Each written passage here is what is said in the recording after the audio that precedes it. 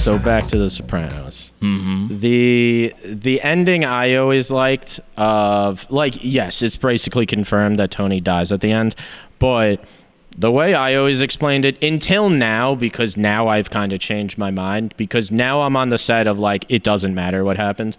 Like, now, as I explained in my 10-minute video of, I don't really think it matters what happened. I used to keep saying that if you notice in the last scene, he's like kind of getting nervous, more nervous, and every time like someone walks in the door, he immediately looks up and looks at the door. Mm-hmm. And I always said that the cut to black is not Tony dying. It's the cut to black is Tony like having the realization that like he's never going to be able to relax again for the rest of his life. Well, I don't. He's going to spend the rest of his life constantly looking over his shoulder. That's what I used to believe. I no longer really think that.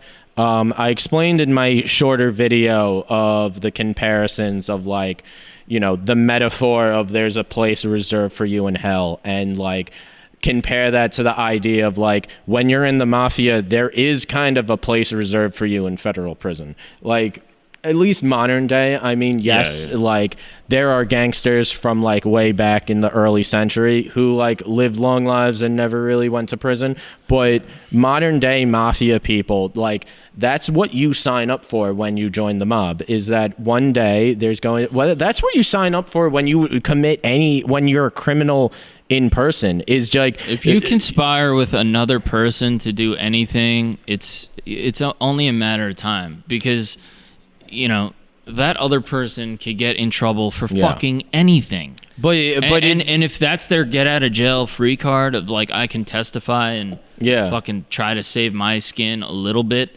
they'll jump at the opportunity. Of course they're gonna sell you out. Yeah. If it's someone who's okay with selling drugs to fucking kids or fucking robbing someone by gunpoint or doing anything, like, of course they don't have a spine there. Of course they're gonna rat you out. That's another thing that people, when people ask of like, why are there so many rats in the mafia? It's like, there's rats everywhere. Everyone's a fucking rat. No, but it's like, well, if you're the type of person who would join the mafia, then you're the same type of person who would sell them out. Yeah. Exactly. I mean, there are a few like real deal people like Vinny Gorgeous. Yeah. Who, you know, like there are some people, the guy who killed, well, he was actually Greek, but he was a Genovese soldier in Massachusetts who killed Bulger. Oh, wow. I didn't know. The guy who killed Bulger in jail was a Genovese, not soldier. He wasn't a made guy because he was Greek. Yeah, but he famously hated rats, and he hated anybody who like. Oh, we're getting all types of visitors today. We're getting all types of stuff. I don't know if they could even hear. We're lit over here. I don't know if like the audio people could even like hear that over there. So the audio files. So they might just like not even know what the fuck we're talking about. Whatever, fuck them. No, we appreciate you. Where was I? I don't know, man. I don't know. This is a wild one. What I was saying was, if you decide you're going to be criminal, you're putting a clock down of when they're going to come get you. Dude. And the metaphor works perfectly of just like the metaphor of there's a spot reserved for you in hell. It works perfectly of just like one of these days the federal government is going to come get you, and you're going to this man-made hell that is prison. Yeah, I mean, unless you could sell out someone even bigger than you, you know? Right. But even then, you're still going to do some time. There's no real I mean, you're talking about Joe Messina. Oh, God. Joe Messina, if you're not like real deep into the mafia like me and my brother are, Joe Messina was the boss of the Bonanno crime family. He was the boss. He got in trouble and he sold out everybody underneath him, which if you like read the books about this guy, it's ridiculous because he's insane. He's ratting people out for committing crimes that he told them to commit. Yes. And they're getting longer prison sentences. I don't understand this, okay? What was in it for the government to accept Joe Messina turning informant to get Vinny Gorgeous? Like, that's what doesn't make sense. He got a lower level guy. What wouldn't they? He's the big fish. Wouldn't the government want Messina? I don't understand that. It doesn't make sense. I think I know you got me and I'm the biggest boss, but like, let me get you my street boss. Like, that doesn't make any sense. I think it is sort of setting a precedent with. I think it's setting a precedent. They just wanted to be able to say they flipped a boss. They flipped a boss. They're setting a precedent. So now. You set a precedent in 2006 when Joe Messina, the boss of the Bonanno family, flips and turns over his captains. You are setting a precedent that even a boss can flip. Like, how can you trust being part of a criminal organization when the guy who's in charge, who's giving you the orders, might be working for the federal government? Yeah, or might fucking have you killed. I mean, they don't kill people anymore, but it's just, they really don't. It's just a stupid organization, really. It really is. I think from what I understand, it's mostly either people who are just 100% drug dealers and drug smugglers, or it's people committing, and that's more the Sicilian side, as I understand, because the mafia over in Europe, in Sicily, is basically, it's run less like how we think of the mob. More of a cartel. More of like a Mexican cartel than like how the Sopranos were portraying it. Oh yeah, no, the American mafia is very different. I mean, you know, the mafia in Italy they're very, very just, I mean, they're fucking grimy people. I mean, they kill women, children. Well, they deal heroin. Like they deal the Gambinos dealt heroin. Obviously, there's the big heroin case of the 80s we know about, which sent Gotti's brother away until basically last year. Gene Gotti. But they're, I don't know. Peter got there's Gene and Peter, John Gotti's two brothers. Peter is currently serving a life sentence. Peter became the boss after Gotti Jr. Is that true? He's serving a life sentence? I'm almost positive. In like 2005, he got a life sentence.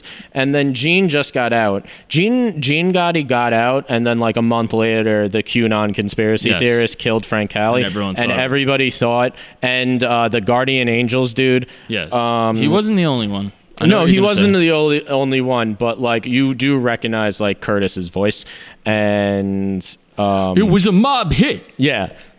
The mobsters. There was blood in the streets. The mobsters choking on the lobsters.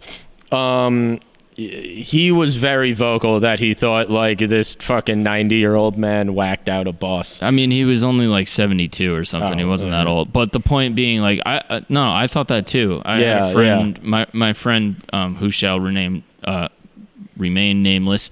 He grew up around in Ozone Park, and he's an older guy. He knew a lot of those people. He was like, see, I told you. Because he was telling me, he was like... really? Yeah. My friend Joe, he's from Ozone Park. And I was like working with him at the time. And he was just like, when Gene gets out, like there's going to be a fucking war. Because Gene's like not going to accept like being shelved. That's wow. And then a fucking month later... Yeah. Cali was hit, I guess there and I'm just like, oh shit, Gene's trying to bring the American Gambinos back. Like he's like, fuck this Sicilian bullshit. Like, that's what I thought. But it ended up being some fucking crazy... I mean, look, let's be honest. A lot of the crazy shit that's going on right now is fucking far-right QAnon people.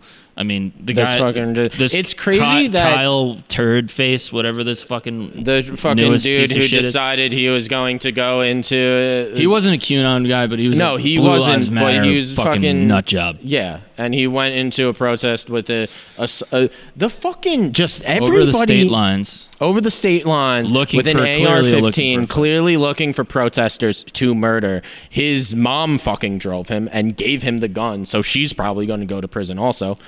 I mean, it's you insane. Can't arm a 17-year-old, and like that's crazy illegal. Well, it is crazy illegal, and obviously everybody knows illegal. The pictures of him walking past the police and them doing nothing about it, and even kind of, I'm not going to go so far as to say they were like, you know, everyone's putting that video out where they're like, we appreciate you guys, and they're giving him a water bottle. They didn't know. Hold on. That was before the murders. No, that's what I'm saying. That was before the murders happened. Obviously. Yes. But, like, still, the point being, he's walking down the street with a fucking, what is it, an AR-15 or something? Yeah. A giant gun. Yeah. You know, I mean, like, dude, it's insane. Like, you're in, and then everyone's pointing out, like, I posted something this morning, like, Tamir Rice is killed because he has a fucking toy gun. Yes, a 12-year-old, and he's walking down the street. And first of all, why the fuck? Why is this police department accepting the help of these people? Why are they accepting the help of these right wing armed radicals? I have no fucking idea. I have some private opinions on that, which I maybe shouldn't share. But I mean, the point is, like, you know, these are quote unquote. You're supposed to be supporting law and order. What part of law and order is someone who is, first of all, under the legal age for open carry, but these guys fucking walking around with AR-15s that are not law enforcement people. Yeah, this is law. This is law and order. Like, exactly. It's fucking. It's chaos. It's the exact opposite of law and order. Yeah. This our Sopranos podcast has gone, because we were talking about the Sopranos, and then we were talking about early 2000s music, and then back to the Sopranos, and now on to QAnon and I mean, law. It all sort of makes sense. It all does sort of make sense to me for some reason. I mean, that's life. You know what I mean? Yeah. Life is fucking goes in zigs and zags. Yeah.